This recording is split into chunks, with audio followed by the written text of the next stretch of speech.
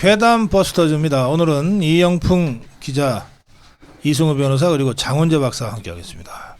네, 세 분 어서 오십시오. 네, 안녕하십니까. 안녕하십니까. 예, 토요일 장애 집회에 대해서 저희가 취재 영상까지 보내드리면서 자유파가 종북 주사파들을 압도한 그 영상을 지금 함께 했습니다. 어떻게 보셨는지요? 예, 이승우 변호사. 저는 이 보도도 보도고 여러 가지 문제에 있어서 과연 이게 대중을 모을 수 있는 힘이 있는가, 민주당의 힘이 있는가 이런 생각이 좀 많이 들었고요. 네. 전체적으로 보면은 이 정책적 프레임과 관련돼 갖고는 여론이 전혀 움직이지 않는 게 아닌가. 그냥 본인들의 주장이 있고 여러 가지가 이제 존재할 뿐이다 이런 생각이 좀 많이 들었습니다. 네, 장훈재 박사. 민노총이 먼저 시비를 걸었지 않습니까? 그래놓고 모든 소요의 책임은 이제부터 경찰이 져야 된다. 이런 식으로 나오면은 아니 불법 행위는 자기들이 했는데 왜 이걸 책임을 경찰이 져야 되는 거죠? 잽싸게 제안 못했다고 책임지라는 건가? 아니, 뭐가 문제라는 거지? 그게 그 현장 그림을 보면요. 네. 그 쉽게 얘기하면 삼성 본관 쪽으로 보면 공간이 있었어요. 근데 이 민노총 세력들이 이쪽 그 도로를 더 밀고 나오려고 한 겁니다. 그래서 경찰이 막는 과정에서 그 일이 났고요. 그래서 그 영상을 저쪽 뒤쪽을 보면은 그쪽 공간이 많아요. 그쪽에 앉으면 되는데 굳이 차로를 더 넘어오려고 하다가 충돌이 난 겁니다. 그래서 경찰은 신고된 그 폴리스 라인을 지키려고 한 것이고, 그래서 지금 그 오늘 조지호 경찰청장 이야기가 이건 사전에 기획된 거다. 그래서 양경수 민노총 위원장 등 몇 명을 이제 내사하겠다 이렇게 밝힌 거죠. 자기들은 법을 안 지키면서 왜 경찰 보고는 법을 지키라고 하죠? 근데 경찰이 105명이 부상을 입었다고 지금 조지호 청장이 밝혔는데 네. 왜 이렇게 부상을 많이 입었어요? 아, 그게 이 자바라고 하죠. 자바라. 이게 이제 쭉 뭉쳤다가 쭉 펴는 그 폴리스 라인 만드는 그래요. 바퀴 예. 달린 게 있습니다. 그걸 미는 과정에서 그게 넘어졌거든요. 그러면서 이 사람들이 그 굉장히 무겁습니다, 사실은. 굉장히 무거워서. 그걸 저 민노총이 밀었다는 거죠? 예, 서로 미는 폴리스 과정에서 라인을. 그게 넘어졌죠. 예, 그러면서 경찰 쪽으로. 예. 그러면서 서로 좀 충돌이 있었죠. 이분들이 이제 계속 내세우는 게 우발적 충돌 과정에서 일어난 뭐 소요다 이런 식으로 얘기하는데 이분이라는 게 누구? 민노총. 그걸 왜 분이라고 그래? 아무튼 네, 이 양반들 뭐 이자들이 네. 그냥 이 것들이라 네, 그러지. 이것들이 네. 그런데 이걸 과학적으로 좀 타파를 해야 됩니다. 예전에 전경 어머니회라는 단체가 있었거든요. 네. 한 어머니 한 분이 명쾌하게 지적을 했어요. 그러니까 민노총이었나 아무튼 그 우발적 충돌 과정에서 우리가 이럴 수밖에 없었다고 그랬더니 아니 대나무라는 거는 생육 한계선이 저 남쪽 아래인데 그러면은 죽창을 준비하셨으면 우발적인 사태가 나서 뭐 한 1시간 사이에 저 전라도 담양 경상도 어디를 갔다 오셔서 죽창을 뭐 깎아가지고 오신 겁니까? 아니 그 앞뒤가 좀 맞는 말을 해야지. 이거는 좀 납득하기 어렵습니다. 근데 그날 집회 영상을 그 광화문에서 우파 단체 많이 모였잖아요. 네. 그 다음에 그 덕수궁 앞에 민노총. 그 다음에 서울역 남대문 앞에서 민주당. 그리고 저 삼각지 쪽은 저 신자유연대라고 조금 소규모로 했는데 제가 이걸 거의 그림을 다 봤습니다. 보니까 특이한 점을 제가 발견했어요.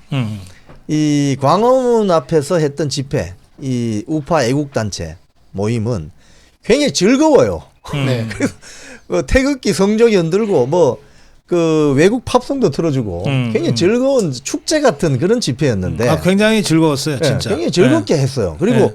거기는 뭐 폴리스 라인 뭐 넘어오는 것도 없습니다. 딱 그 지정된 구역에서 하고 그 공간이 부족하면은 그 인도 쪽으로 알아서 딱 비껴나서서 또 같이 집회를 하는데 이 민노총 집회는 처음부터 수상했어요. 왜냐하면은 입고 오는 옷이 점퍼가 비슷했습니다. 유니폼을 입었어. 네, 그리고 이 왜 겨울 추울 때 등산 가면은 왜 이게 눈 밑으로 가리는 이 마스크 같은 거 있어요. 이걸 한 자들이 조직적으로 이렇게 움직이더라고요. 아마도 그 자들이 이 아마 이번 이 폭력 사태를 유발하지 않았나. 저기 저 사진 영상 촬영에 그렇죠. 증거 안 남기려고 체증 안 되려고. 일부러 저기 그런 거를 썼다 얼굴을 예. 가리는 거를. 아직까지 뭐 추운 겨울도 아닌데 여기를 이렇게 가리고 이 수십 명이 가는 걸 제가 영상에서 봤습니다. 그래서 아 이거 사고 치려고 나왔구나 이런 생각을 했죠. 이 경우 어떤 법적 적용이 가능합니까? 공무집행방해고요. 공무집행방해, 아니, 특수공무집행방해가 될 것 같습니다. 특공. 예. 그건 무거운데. 처벌 많이 하고 이제 거기다 또 치상까지 붙었으니까 음. 사안 관련돼서 보통은 이렇게 해서 특수공무집행방해 치상되면은 영장 청구하거든요. 예. 예, 왜냐면 집단적인 공무집행방해가 되니까 자, 그런 문제라서 이거는 좀 적극적으로 검토돼갈. 특수 공무집행방해 치상죄는요. 네네. 이제 대통령 사면 복권할 때도 보면은 개개인에 대해서 이 사람은 돼 안 돼가 아니고 그 범죄의 그 유형에 따라서 이 범죄는 빼 이렇게 하거든요. 예. 제일 먼저 빠지는 게 공무집행방해예요. 그것도 특수공무집행방해 치상 그러면 경찰관이 다쳤다는 뜻이거든. 이건 절대 사면 대상도 안 돼. 예, 그런 식으로 이게 아주 무거운 중범죄. 그러니까 저는 이런 상황이 발생되는 거 보면서 항상 좀 이해가 안 되는 게 네. 한두 명이 이제 이런 문제를 만들어서 네. 경찰관이 다치거나 하면 바로 그냥 구속시켜버리고 체포해버리거든요. 근데 이제 이렇게 반복적으로 이렇게 위력을 해갖고 그럼 반복적으로 구속시켜. 예, 그렇게 해야 되는데 이런 부분에 대해서 영장 집행한다고 그러면 마치 정치적 탄압처럼 자꾸 프레임을 건단 말이에요. 근데 전혀 그거랑 제 생각엔 무관한 문제다라고 생각합니다. 자, 그런데 우리 장훈재 박사도 무슨 TV조선이나 조선일보랑 좀 인연이 많죠. 예전에 월드컵 때 제가 그렇죠. 글도 쓰고 그랬어요. TV조선 앵커도 한 4년 그 했죠. 조선일보가 우리 광화문 그 자유파 태극기 애국 세력 집회하는 바로 거기 아니에요. 바로 그 앞이죠. 근데 왜 태평로. 기사를 안 써? 저는 이 문제 제기를 옛날부터 하고 싶었던 게 하나 있는데 예. 기사를 쓰고 안 쓰고를 떠나서 집회 참가자 추산 몇 명이다 이거는 보도를 하잖아요. 예. 저는 집회 시위 비용도 추산해서 좀 보도를 해줬으면 좋겠다. 아까 유니폼, 예. 그다음에 현수막, 뭐 반짝거리는 종이 일일이 막 다 들고 이러잖아요. 이거 사실 어마어마하거든요. 무대 설치비 등등등. 그러면 좌익 집회에 들어가는 돈은 얼마인지, 우익 집회에 들어가는 돈은 얼마인지 이거 좀 추산해가지고 누가 그것도 기사로 내줬으면 좋겠습니다. 아니, 지금 언론인이 저 다른 사람한테 얘기하면 어떡해요? 장 박사가 하시면 되지. 근데 그 추산하려면 또 시간 비용이 들어가는 이 개인적으로는 감당을 할 수 없는 아니 거라. 지금 아시아 투데이 네. 대기자잖아요. 아투에다 얘기해가지고 그럼요. 사진 자료 채증해서 한번 그렇죠. 해보자. 예. 네. 아니 아시아 투데이는 그런 거 하자 그러면은 뭐 적극적으로 예산 집행할 겁니다. 알겠습니다. 사실 네. 이 조중동이 이 자유파 애국 세력의 집회에 대해서 네. 좀 보도를 꺼리는 이유는 예. 박근혜 정권 탄핵 원죄가 있기 때문에 그렇습니다. 원죄 때문에. 원죄가 있습니다. 이 원죄? 원죄가 있습니다. 그래서 박근혜 전 대통령 탄핵할 시기에 뭐 TV조선이라든지 뭐 JTBC라든지 우리가 뭐 그 활약상을 다 익히 기억하고 있지 않습니까? 그러니까 뻔히 지금 자기 회사 앞이나 여기서 광화문에서 집회하는 걸 알면서도 굉장히 외면하고 싶은 아주 불편한 진실이죠. 자기들에게는. 그래요. 하여튼 토요일 날 집회를 보면서 우리 광화문의 자유파 진영이 굉장히 즐거웠다 그러잖아요. 그럼요. 왜냐하면 그 저녁 늦게까지 이제 버티고 있었는데 우리 쪽도 사람을 보내잖아요. 자, 쟤네 몇 명 모였나 가서 보고 와야 된다. 그러니까 막 그게 순식간에 전파가 돼요. 네. 야, 저것들 10,000명도 아직 못 모였어. 그러면 거기에 한 10만 명 가까이 모여 있는데, 예? 그러면 와 이겼다 이렇게 되는 거지. 그리고 또 제가 여러 번 느꼈는데 정광훈 목사가 집회를 이끌잖아요.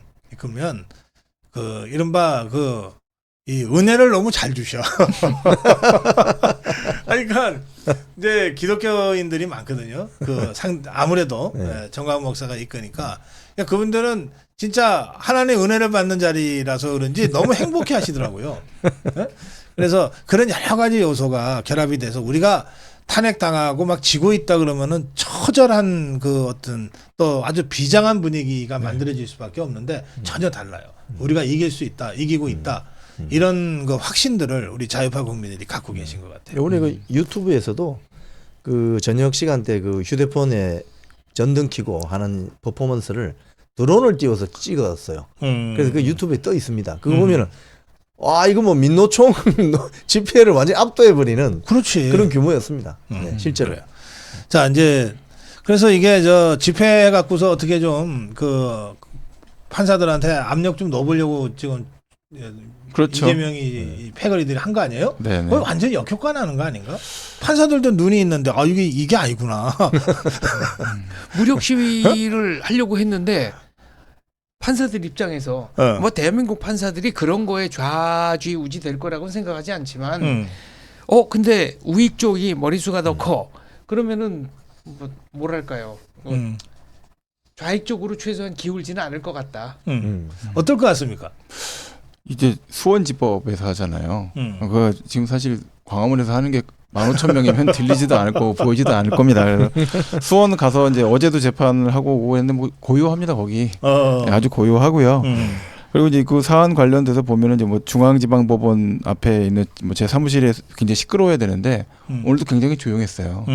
조용하고 뭐 그런 상태를 봐서는 지금 상태에서 조직적으로 뭔가를 하려고 뭐 주말에도 뭔가 분위기를 만들어 보려고 했지만 사실 역부족이었던 것 같고 사실 그게 세력화되려고 한다면 뭐 두 개로 나눠서 낮에 하고 저녁에 하고 이렇게 하는 것보다는 하나의 세력으로 합쳐져야 될 텐데 그마저도 좀 여의치 않은 게 아닌가 뭐 이런 생각이 좀 많이 듭니다. 네.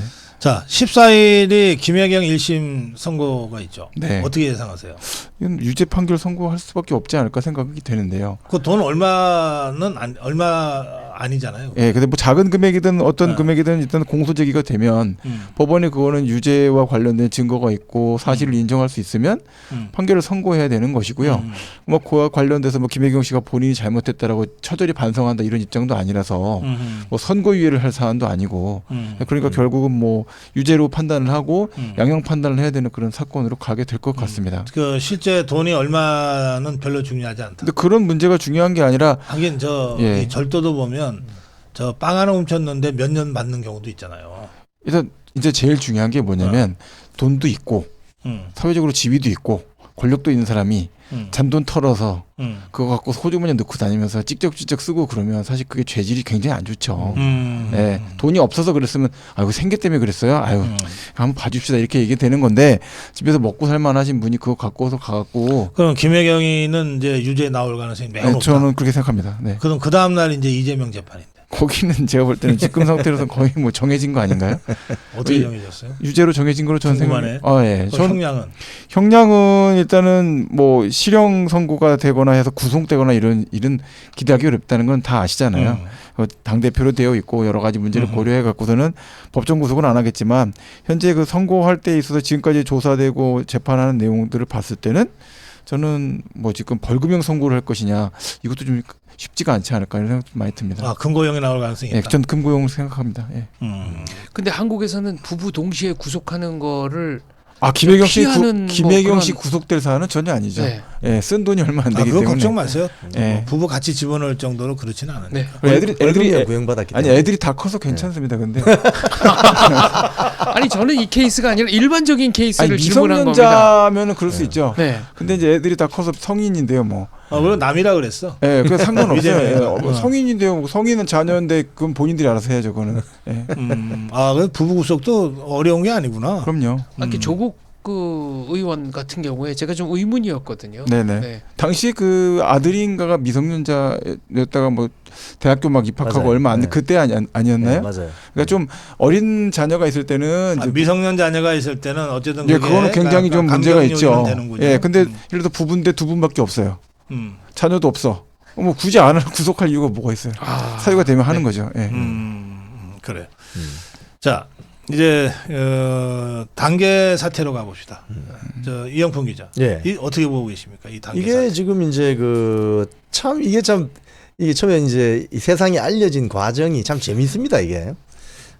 그런데 지금 이 특정인의 이름을 쳐서 검색을 했더니 쭉 나온 거예요. 이거 이상한데 해서 또 다른 사람 이름도 넣어보자 해서 쭉 나왔더니 이게 아직 100% 확인은 안 됐지만 그 가족의 이름으로 넣으면 다 나온다는 거 아닙니까? 그걸 이제 사진 캡처를 다 돼가지고 지금 돌아다닙니다, 사실은.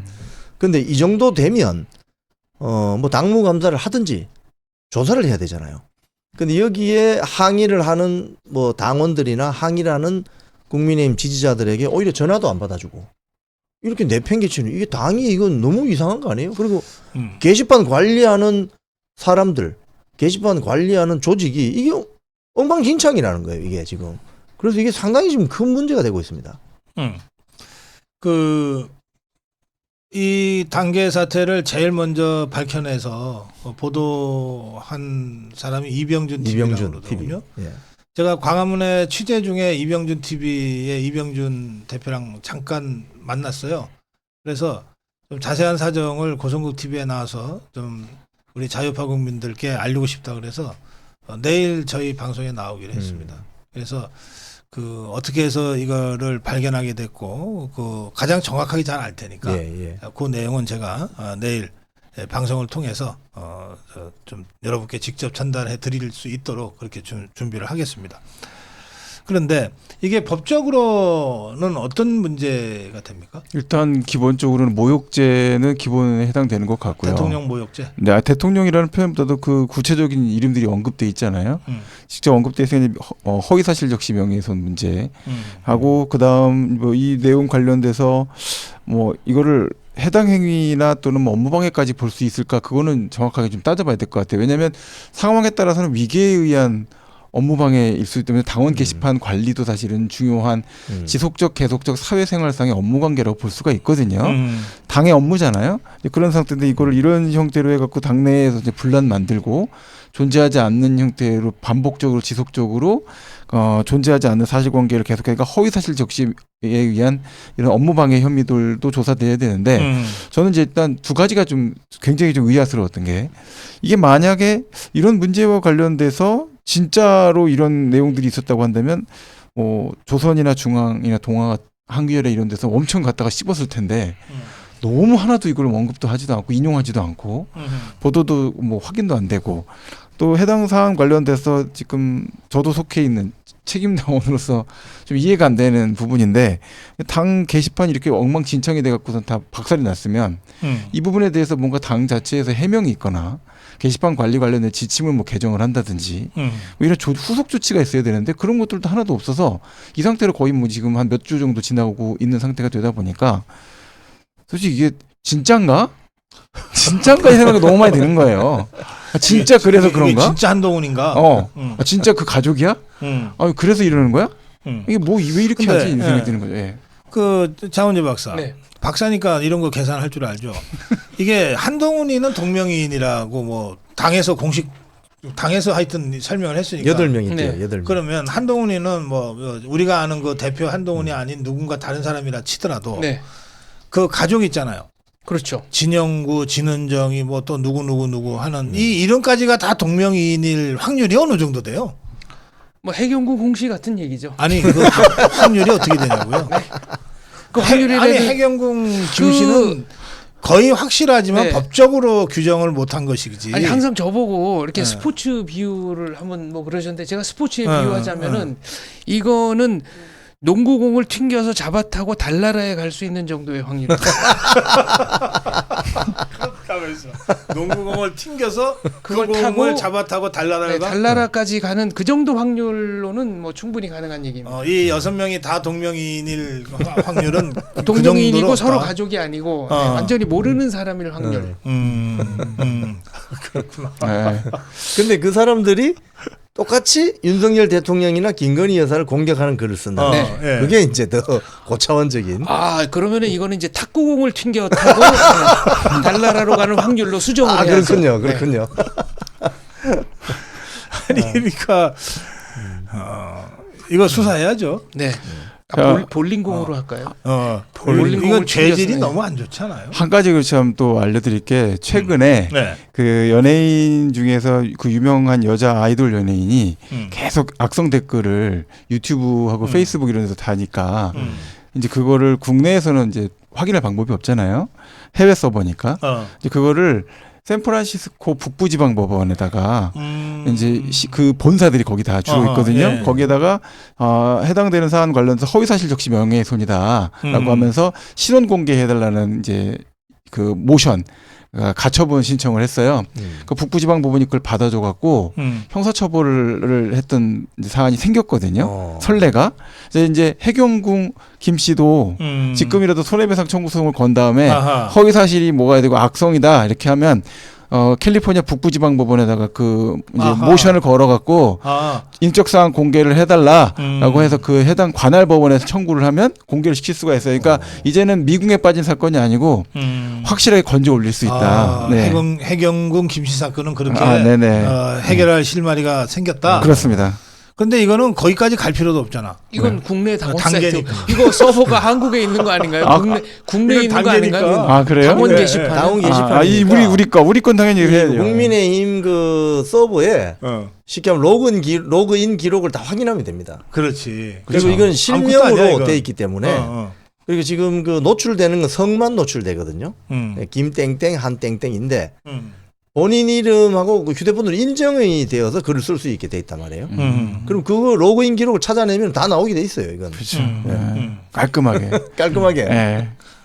그래서 이제 사실은 이런 의문이 드는 거예요. 아니 이게 만약에 동명이인 다른 한동훈이 아니라 진짜 당 대표하는 한동훈이고 그 당 대표하는 한동훈이의 그 아내나 장인이나 뭐 이런 사람들이었다고 하면 이런 무모한 짓을 어떻게 이렇게 할 수 있지?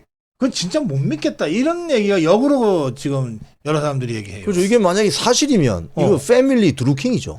어. 그래서 이거 저 한동훈 대표 만약에 확인되면 어. 당 대표 사퇴해야 됩니다. 이거는. 아니 당 대표 사태가 아니라 감옥까지. 네, 일단 사퇴하고 이제 저 조사받으러 가야 아니 돼요. 그러니까 이렇게 무모한 짓을 할 수 있나? 그 가족이 단체로 명의를 도용당했다 이러고 나올 가능성은 없습니까? 뭐 로그인 기록을 뭐 아니, 조사하는 이거는 과정에서 나올 수도 있겠죠. 본인을 인정하지 않으면 글을 못 쓰게 돼 있거든요. 물론 해킹으로 해가지고 뭐 했다고 뭐 할 수는 있지만 그냥 아이폰 쓰시는 분들 해킹 잘 안 당하시잖아요. 그러네. 27짜리? 네, 비밀번호도 길게 작성하시는데. 27짜리든가 그러니까 어떻게 뭘 그래요? 그렇구나 또 그거. 네, 다 쓰실 텐데 그 네 분 다섯 분 다. 그러니까 이럴 수는 있어요. 한 명이 그 사람들의 이 정보를 다 가지고 있고 인증만 본인들이 해주는 거죠. 그럼 한 명이 한 컴퓨터에서 다 쓸 수도 있죠. 그 한 명이 누군가요? 몰아주기로 간다. 그러니까 한 명이 패밀리 드루킹. 아니 그러니까 그 한 명이 누군가요? 그 한 명이 이제 누군가 있겠죠. 누가 그러면 그 총대를 사람이 매야 되잖아요. 썼던 그 컴퓨터 IP 주소가 나올 거 아닙니까? 그러면 한 명이 대행했을 수도 있죠. 근데 그 한 명이 한동훈 일가와는 아무 관계없는 관계없는, 진짜 엉뚱한 진짜. 동명이인일 수도 있어요? 그럴 수도 있겠지만 아니 그거는 말이 안 되지. 제 그럼 이 말씀은- 사람들이 어떻게 그걸 모르는 사람한테 안 되죠. 줘요? 그러니까 한 명이라는 것은 그 그 6명 중에 그 패밀리가 진짜 그렇게 했다면 한 명을 지정해 놓고 음. 그 사람이 한 컴퓨터에서 계속 했을 거예요. 그러면 로그인 기록을 추적하면 그 IP 주소가 나오죠. 뭔가 굉장히 익숙하고 잘 아는 듯이 얘기하는 걸로 봐서는 이영풍이 조금 패밀리 드루킹 사건입니다. 네. 이거. 네. 패밀리 드루킹 사건. 네. 참네 정말. 자 마지막으로 명태균에 대한 구속영장 신청이 있었는데 어떻게 될 것 같아요, 이승우 변호사? 이거는 지금 상황 내용상으로 봤을 때는 영장 발부가 될 것으로 보입니다. 왜냐하면 뭐 한두 분도 아니고 전 국회의원 여러 명 공천 관련된 문제가 엉켜 있는 데다가 정치자금 수수하는 문제, 그리고 정치자금 그 수수와 관련된 그게 결국은 뭐 다양한 형태의 정치적 사안하고 연결되어 있는 문제라서 영장이 발부가 될 것으로 좀 보여서 그 다음에 이제 사법 처리와 관련된 속도가 굉장히 빨라질 것 같다. 이런 생각이 듭니다. 영장에서 구속되면 이제 구속 기소는 아무리 늦어도 뭐 지금 20일 내에 해야 되는 문제가 되니까요. 그런 문제가 돼서 진행될 것 같습니다. 뭐 명태균이나 사법 처리되면 그 사건 자체는 뭐 공천 그 장사했다는 것 같아요, 지금 검찰이 혐의를 두는 거는. 그런데 지금 뭐 녹취록을 수천 개 갖고 있다고 지금 더불어민주당에서 자꾸 뻥을 치잖아요. 왜 웃으세요? 아니 뻥커라는 게 뻔히 보이니까요. 아니 최근에 발표한 것도 그 짜집기 본인 게 거의 확실한 거 아닙니까? 그러니까 소리규명연구소에서 소리 전문가 교수님들께서 어. 한 3-4군데 이건 편집된 거다 이렇게 말씀하셨죠. 네. 뻥카다. 그렇죠. 아니 1,100개 갖고 있으면 그냥 다 공개하면 됩니다. 네. 자신 있으면 공개하면 되는데 공개 안 하고 못 하잖아요. 알겠습니다. 자, 이 괴담버스터즈 이영풍 기자, 이승우 변호사 그리고 장원재 박사와 지금 함께했습니다. 마무리 한 말씀씩 해주실래요? 네, 먼저 아, 예. 제가 지난 토요일 날 우리 서울 도심에서 있었던 집회를 봤는데요. 결론은 이겁니다. 역시 좌익들은 비방, 가짜, 선전선동 그리고 폭력이 수반되는구나. 그래서 이런 세력들은 뭐를 딱지를 하나 붙여드려야 되냐 하면은 극좌라는 딱지를 붙여줘야 됩니다. 대한민국에 극우는 없습니다. 그런데 지난 주말에 보니까 대한민국에 극좌는 있습니다. 여러분들 이 방송 보시는 여러분들도 저 좌익들이 이야기하는 극우라는 프레임에 절대 넘어가지 마시기 바랍니다. 이번 이 민노총 폭력 행위로 봤을 때 대한민국에 극우는 없어요. 극좌는 있는 게 증명됐습니다. 자, 예, 저는 그 이재명 대표 재판 생중계가 좀 됐으면 좋겠다 생각이 좀 많이 들었고요. 중앙지방법원 앞에 제 사무실 앞에서 이제 계속 시위하고 계신데 헌법 109조에서는 이제 재판 심리 판결 공개하라고 되어 있고요. 심리가 이제 국가안전보장이나 안녕질서 방해나 또 선량한 풍속을 좀 해야 할 것 같긴 한데 하여튼 해야 할 그런 우려가 있다고 할 때 그럴 때만 법원 결정으로 비공개할 수 있도록 돼 있어서 이게 물론 이제 방송이란 선량한 풍속 저해일 경우에는 공개를 못 해요? 선량한 풍속 저야 예. 그게 이제 뭐 그러면은 이제 성범죄라든지 이런 그렇습니다. 경우이겠네요. 그렇습니다. 그러니까 뭐 근데 뭐 연쇄살인 이게 무슨 이재명이 가고 형수한테 욕한 거 뭐 이런 거 사건 하는 건 아니잖아요. 일단 그분이 좀 선량하진 않으니까 그런 의미를 말씀드린 거죠. 예. 양속이 아니라 선량한 쪽에서 걸리는구나. 그런 의미로 얘기를 말씀드린 거고. 그럼 다 걸리네. 예, 그래서 말씀을 드린 거고. 하여튼 그런데 이제 그런 여러 가지 문제에 있어서 우리나라의 그 재판 심리랑 그 재판 공개에 관련돼서 특히 재판 심리를 유튜브 방송이나 이런 것들로 이제 공개하는데 크게 큰 비용이 들지 않거든요. 자, 그런 상태가 돼서 재판 생중계에 대한 것들을 좀 도입을 하면 아니 공개하면 우리 돈 안 받고 하지. 예, 그러니까요. 그런 형태가 되게 되면 국민들이 사법질서와 관련된 여러 가지 법원을 이해할 수 있고 또 여러 가지 그 법원에 대한 신뢰도도 올라갈 수 있는 그런 측면들도 있어서 이건 굉장히 좀 이번 기회를 잘 대법원이 또 그리고 1심 법원이 활용을 하는 것이 바람직할 것 같다. 네. 부담은 되지만 이렇게 생각을 합니다. 네. 네. 기준은 동일해야 됩니다. 박근혜 대통령 같은 경우도 선거 6일인가 5일 앞두고 생중계 결정해가지고 결국 생중계 했잖아요. 네. 그러면 아니 대통령도 생중계 하는데 야당 대표 생중계 못할 이유가 뭐가 있습니까? 기준을 동일하게 적용했으면 좋겠습니다. 네. 알겠습니다. 자, 오늘 계단 버스터즈 세 분과 함께했습니다. 이승우 변호사, 이영풍 기자 그리고 장원재 박사와 함께했습니다. 세 분 수고하셨습니다. 네, 감사합니다. 감사합니다.